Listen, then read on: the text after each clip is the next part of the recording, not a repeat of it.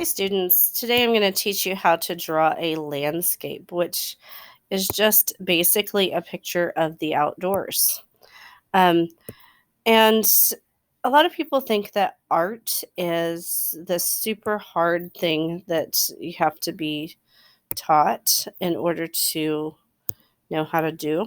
Um, or you have to be born with a particular talent, but anybody can learn to draw. It's just a series of tricks that you have to figure out. So first, I'm going to draw the front of my picture, and I'm going to draw pine trees here.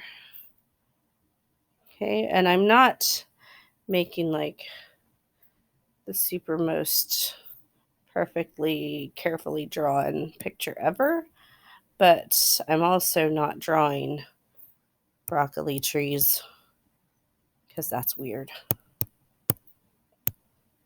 Okay, I'm going to draw some pine trees. These are quick drawn pine trees. And in the front of your picture, this part that I'm drawing in the dark green, this is the part that we call the foreground or the front. It's going to have the most detail. If I have like grass or something, I would be able to see it the most detailed in my foreground. If I have flowers, I might be actually able to tell what type of flower I'm looking at when I'm looking at the foreground. But if I'm looking at something a little bit further away, a couple of things are going to happen. One thing is it's going to be lighter. And another thing that's going to happen is that it's going to be less detailed. So I'm just using these different shades of green to kind of help you see the difference in levels. This is going to be what we call the middle ground. This is a lake. I know it's not blue, but that's okay. We don't need to always use specific colors to represent things. We can represent things with whatever colors we want to. So this is my next furthest away area. And so the things back here are going to be a little less detailed. Just not as easy to see. And this is true in real life. If you go out on a trip, look out at the pretty scenery, you'll notice that things that are further away don't have nearly as much detail as the things that are close. And it's just because further away things, it's more difficult and more challenging to see all those details. Right? So I've got my middle ground here. This is what we call the middle ground.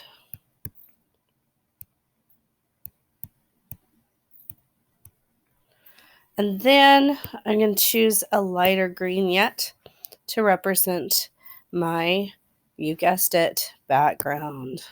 So the background is going to be the furthest away. It's going to have less detail.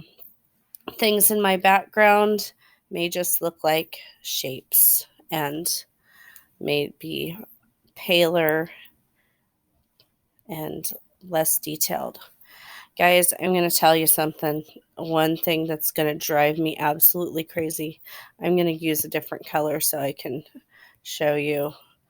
Like, don't do this. Okay, so don't draw a landscape, make it so beautiful, and then draw broccoli trees and popcorn clouds. And I know this represents a sun, but oh no, it doesn't look realistic. I just messed up my picture with cartoon details. I'm going to take them out.